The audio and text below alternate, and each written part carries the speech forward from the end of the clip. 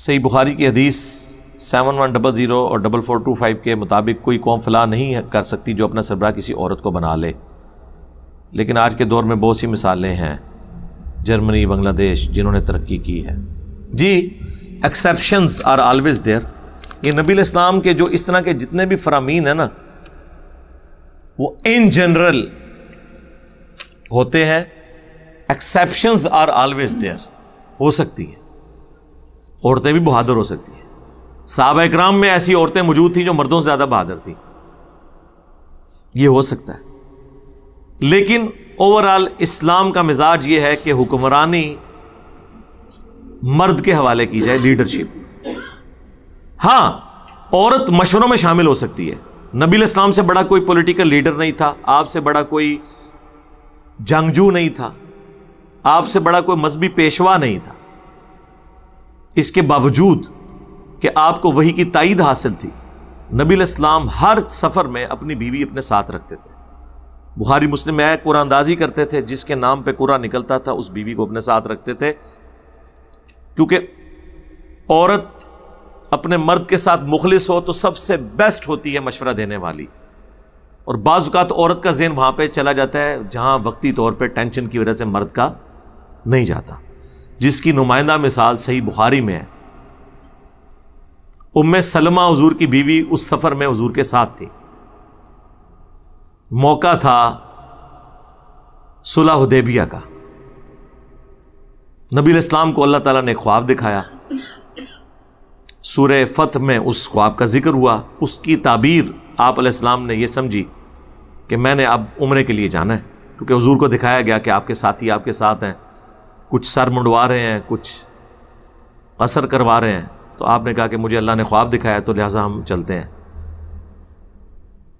اب اللہ کرنا یہ ہوا کہ مشرکین عرب جو ہیں وہ راستے میں آ گئے، انہوں نے کہا ہم آپ کو نہیں جانے دیں گے، لیکن آپ علیہ السلام کی تعداد سے اتنے متاثر ہوئے صحابہ کی جذبے سے کہ وہ صلح حدیبیہ پہ آمادہ ہو گئے، اور اپنی شرمندگی بچانے کے لیے انہوں نے کہا کہ اس سال تو آپ کو نہیں جانے دیں گے، آپ اگلے سال آ جائیں۔ یعنی وہ تعبیر اس سال پوری نہیں ہوئی، اس سے اگلی سال۔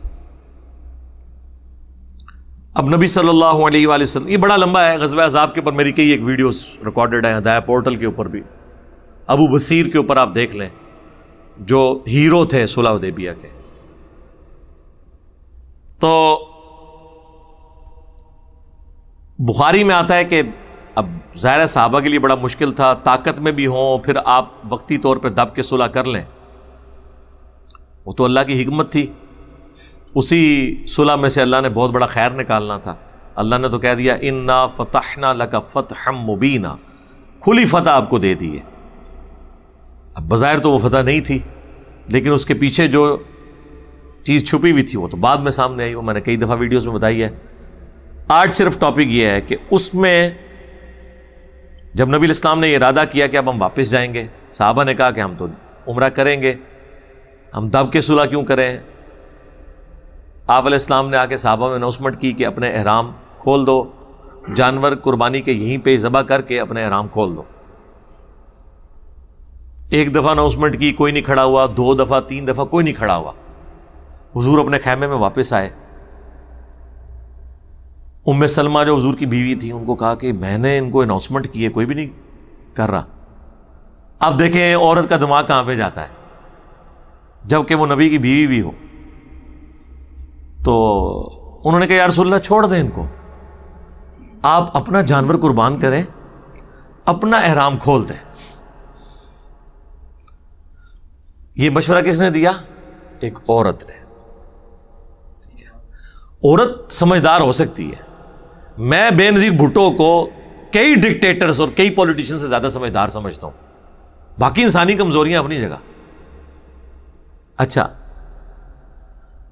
اب وہ نبی علیہ السلام باہر آیا، آپ نے یہی ایکٹیویٹی کی۔ جب صحابہ نے دیکھا نا کہ یہ ہوا ہے،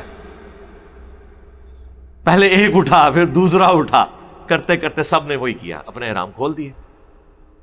اب یہ آئیڈیا نبی علیہ السلام کو تو کلک نہیں ہوا تھا۔ مشورہ آپ ضرور کر سکتے ہیں، نبی علیہ السلام کی سنت ہے، اور یہ اپنی بیویوں کو نا کنیزیں بنا کے نہ رکھا کریں، ہر معاملے میں ان سے مشورہ کیا کریں۔ جتنے بھی آپ کے خاندانی معاملات ہوں، ایون میں کہتا ہوں جی اپنے کاروباری معاملات کو بھی ڈسکس کریں. اگر کوئی کاروباری بندہ ہے، کوئی اپنی جاب کا ایشو ہے، وہ بھی آپ ڈسکس کریں.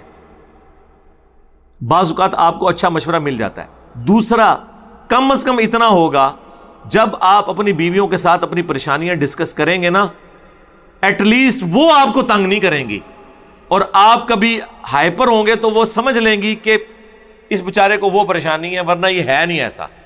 یہ اس میں سے مدنی فائدہ آپ کو حاصل ہونے والا ہے. ہاں، یہ فائدہ ہے جو اس میں سے آپ کو نکلنا ہے جی. باقی حکمرانی کو نہیں ہم مانتے جی، حکمران نہیں ہوگی. اور یہ حدیث سیدہ عائشہ کے حوالے سے سنائی تھی اس صحابی نے، صحیح بخاری میں آتا ہے. انہوں نے ارادہ کیا کہ جنگ جمل میں حضرت عائشہ کا ساتھ دیں، لیکن وہ پیچھے ہٹ گئے.